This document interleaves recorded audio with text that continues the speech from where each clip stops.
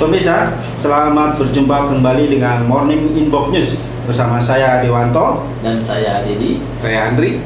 Akan menemani Anda untuk 10 menit ke depan. Kali ini bahasan kita adalah harga minyak dunia. Seperti kita ketahui, hari Jumat kemarin harga minyak dunia ditutup di level 66,06 dolar per barel untuk crude oil WTI, dan untuk Brent ditutup di harga 70,02 dolar per barel. Nah, penurunan ini dipicu oleh adanya putusan dari OPEC untuk tidak mengurangi pagu produksinya, yaitu tetap 30 juta barel per hari. Nah, tentu ini akan berdampak untuk harga minyak selanjutnya. Nah, Pak Dedi, kira-kira apa ini yang menyebabkan kok OPEC tidak mengubah dari produksi minyaknya, Pak Dedi? Ya, dari analisa yang kita kumpulkan, OPEC itu tidak mau menurunkan produksinya itu disebabkan oleh banyak hal, Pak Cahyo. Di sini mungkin salah satunya itu cadangan minyak serpih di Amerika itu cukup banyak, itu sekitar 1.500 TCF atau triliun cubic feet. Nah, di saat yang sama juga Arab Saudi juga melakukan pemotongan harga minyaknya kepada pengguna di Amerika Serikat agar minyak di Arab Saudi itu tetap bisa dapat disalurkan ke negara-negara yang membutuhkannya.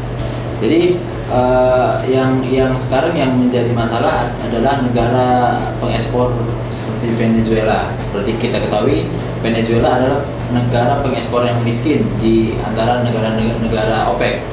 Presidennya Maduro itu hari Kamis kemarin juga sempat menyatakan kalau dia tetap berusaha agar OPEC tetap menaikkan harga minyak itu di level 100 dolar per barrel. Normalnya itu. Normalnya, jadi bisa kita lihat di sini, walaupun Sekjen OPEC Abdullah El Bardi mengatakan OPEC tidak akan mengurangi pagu produksi minyaknya, tapi di lain sisi juga masih banyak negara-negara anggota OPEC yang tidak setuju dengan langkah yang diambil oleh Sekjen OPEC tersebut, termasuk Ekuador, Pak. Seperti itu. Ya. Terus bagaimana sih sebenarnya profil Arab Saudi sendiri? Kok dia begitu berkomitmen keras untuk tidak menaikkan produksi? Profilnya seperti apa? Padahal kan ini akan berdampak pada penghasilan negara dia. Gimana, Pak Andri? Baik, Pak Cahyo. Untuk Arab Saudi sendiri memang mereka memutuskan untuk tidak memotong produksinya dikarenakan Arab Saudi dan beberapa negara Timur Tengah anggota OPEC tidak ingin kehilangan pelanggan atau pangsa pasarnya.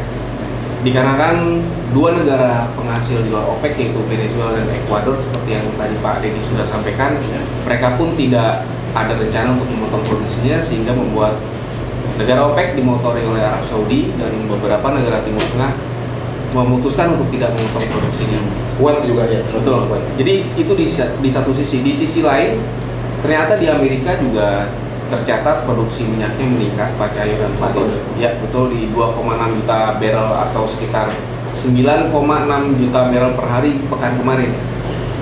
Dan meningkatnya cadangan minyak di Amerika, khususnya di Oklahoma ini juga dipicu dengan penemuan teknologi bahan bakarnya dengan bahan baku minyak serpih, di mana Amerika ini merupakan negara cadangan minyak serpihnya itu terbesar. Amerika ini, dan ini konon juga memicu OPEC untuk tidak mengurangi pagu produksi minyaknya.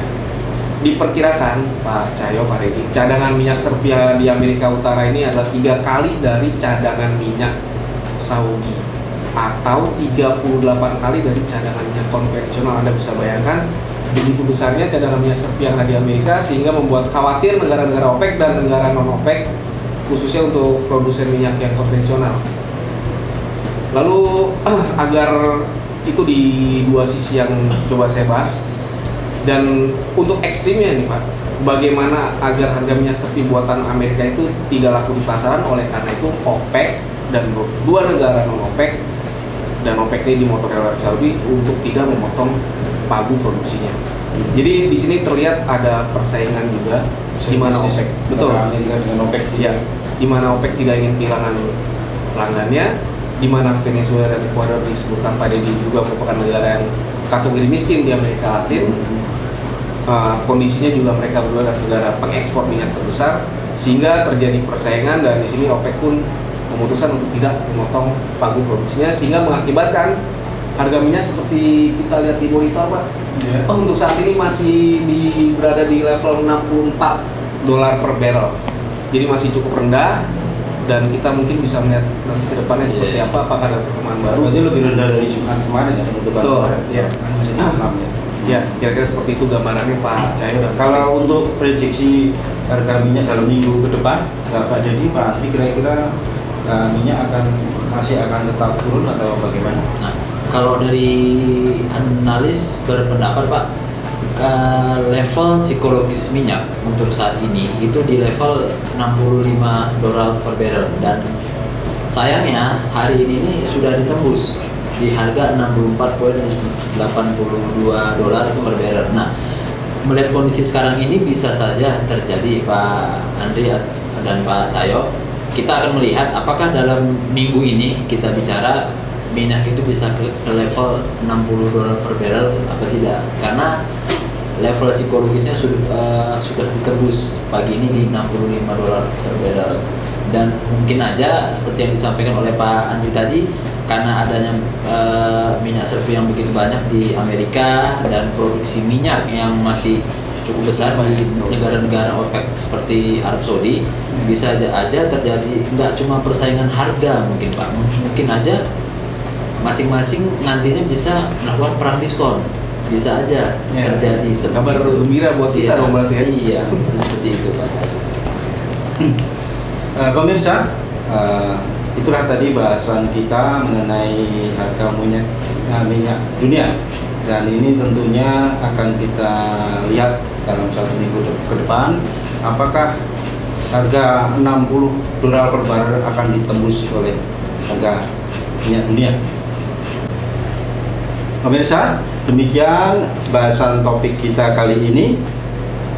Semoga bermanfaat untuk referensi bisnis Anda. Selamat berbisnis, Investasikan uang Anda Dan raihlah keuntungan. Sampai jumpa.